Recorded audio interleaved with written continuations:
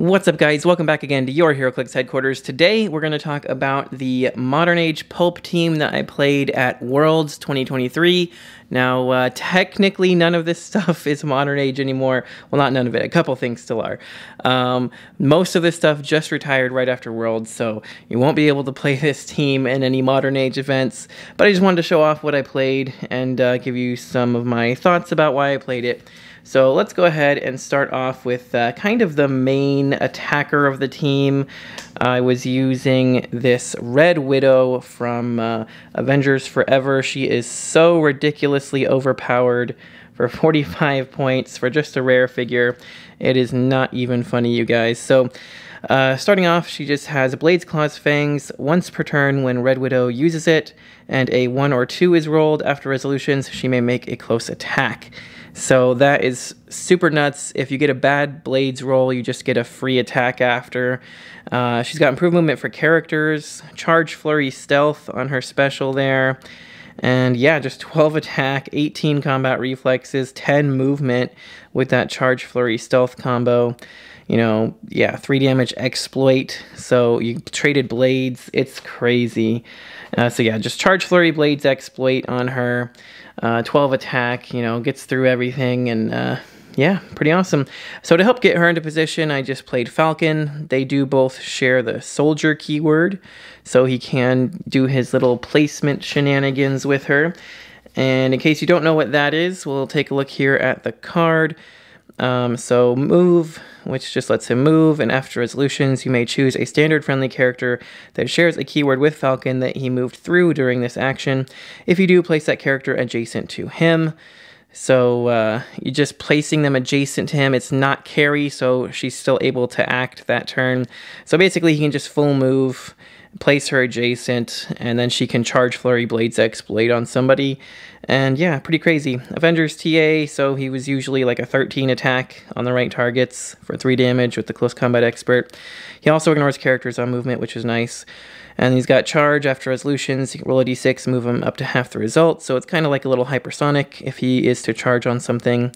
It is nice. The only time I really ever use that is to get in there, hit somebody, pick her or somebody else back up, and then run away if I need to like reposition or something. Otherwise, I usually just kind of leave them there. Energy shield deflection, toughness is really good. You know, you can get a way to get use of that energy shield deflection. But yeah, that was kind of the main attackers of the team. That's only 95 points so far. And then because she already cuts through reducers, I wanted to ensure I didn't get stopped up by super senses. So I played Gwen Stacy from Spider-Man Venom Absolute Carnage. Opposing characters within 4 squares can't use super senses. Super good. She also has Spider-Man TA, which now gives you +1 to senses, and so she's just got 4 through 6 senses. She also has Charge and Exploit, so she can get some good damage in, and she's autonomous, so it's just a lot of actions. Because I'm also playing another autonomous character, which I'll talk about in a second, but another reason I like to play her is because when she would be KO'd, you can replace her with a Ghost Spider with the secret identity mechanic. So of course we're playing the only one from Spider-Man and Venom Absolute Carnage on the sideline. I actually forgot to pick up Gwen Stacy herself. There she is. So yeah, we had Ghost Spider on the sideline for her, and she just has... you can't equip, so you can't start equipped. In Pulp, there's no equipment, so it doesn't really matter. But she has that special move power that when she's given a move action and moves 5 squares or less, after resolutions, she can make an attack. She got Spider-Man team ability, so she's got 4 through 6 senses, prob, TK, 11 attack, 3 damage, 11 movement. You know, if you move 5 or less, you get the free attack. So not bad. She did pop out a couple times. I would say denied a lot of points between her and my next character, Flash Thompson.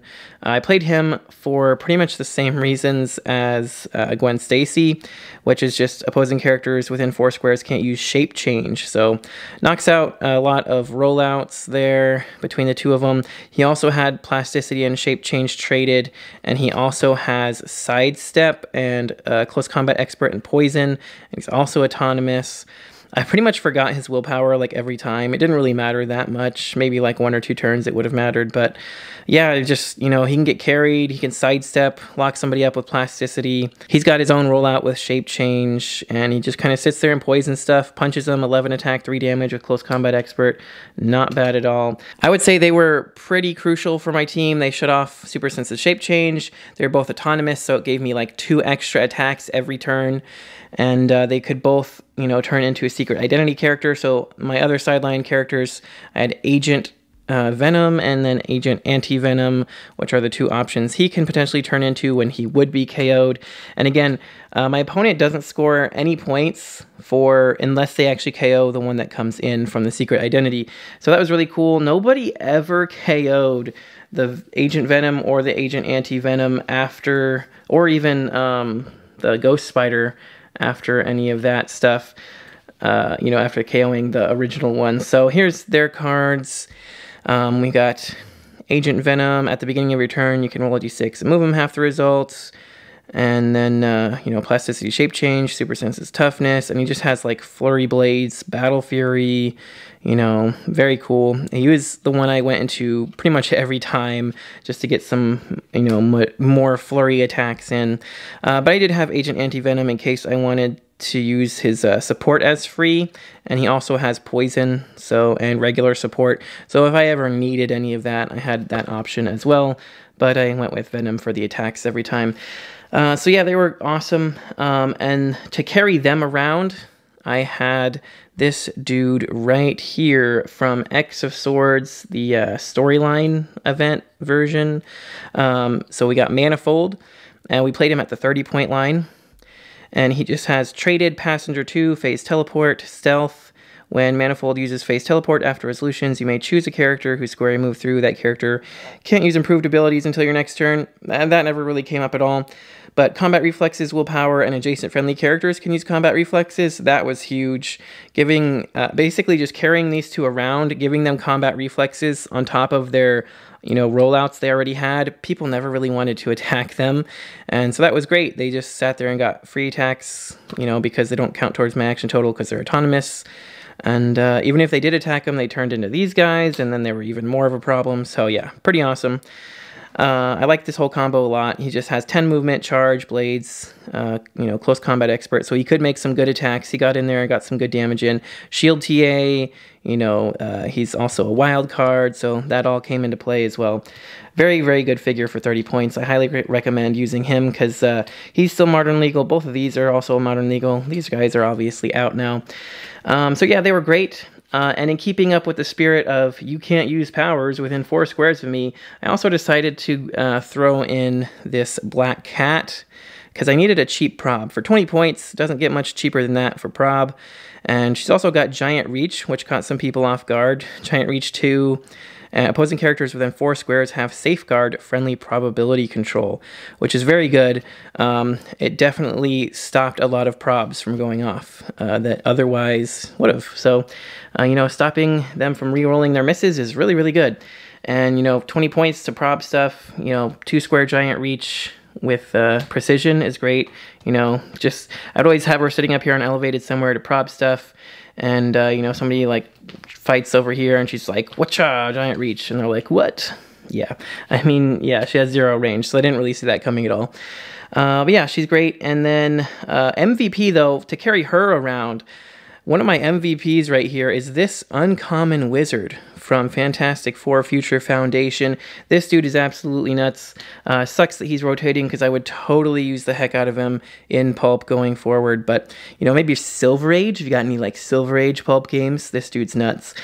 Yeah, sideline active, unique modifier, friendly captains and sidekicks modify attack +1 when attacking one or more characters or scientists. That doesn't matter. That never came up. I don't have any other captains or sidekicks, but it's there. And then you have... This is the main reason here. Anti-grav discs, free. Choose an opposing character within range and line of fire.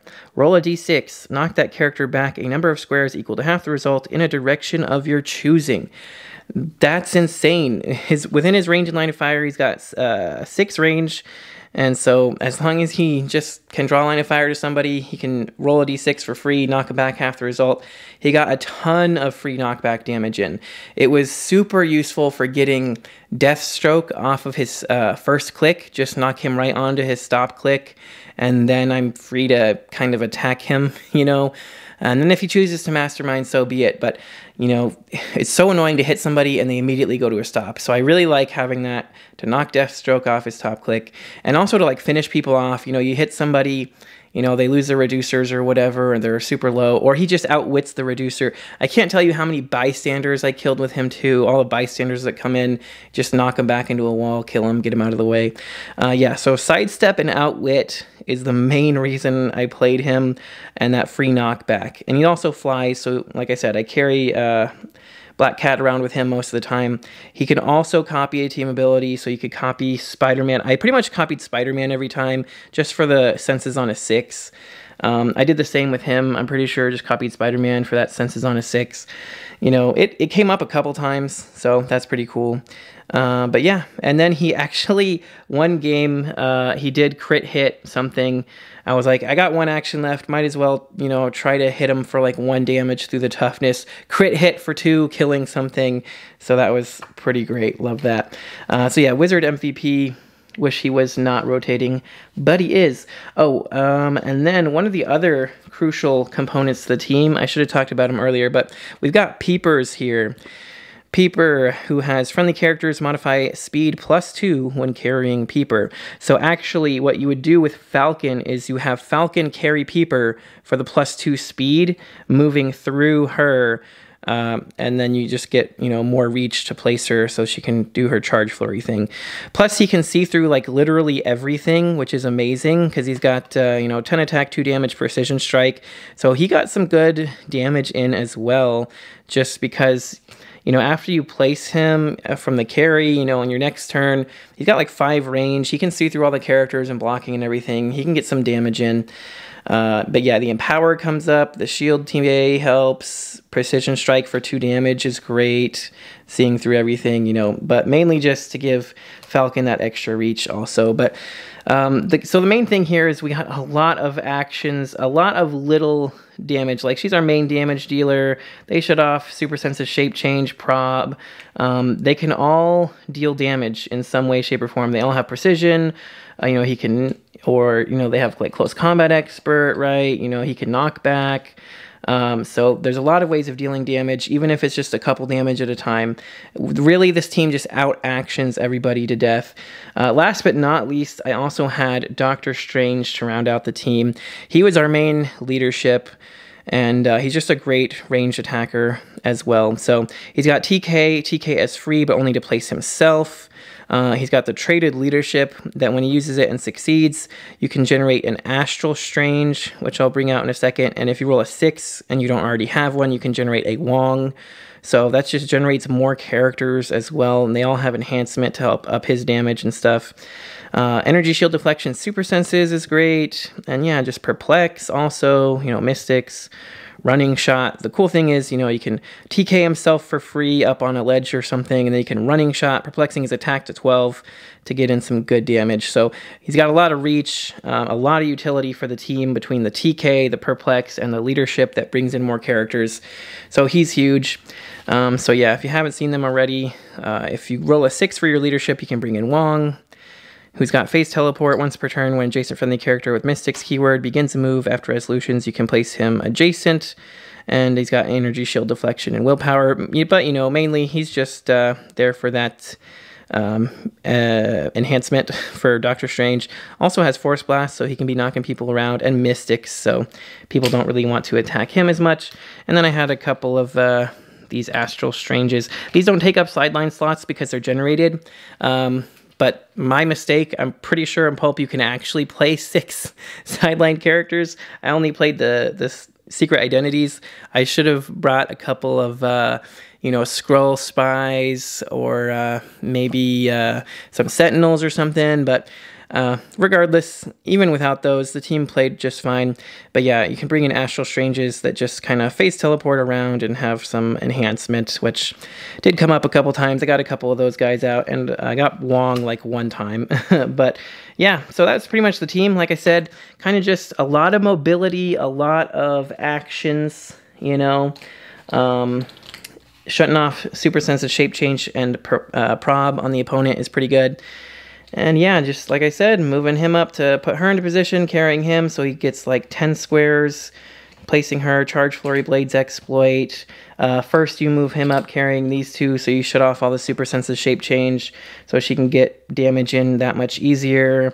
He carries her up into position to prob and shut off their prob on their attacks.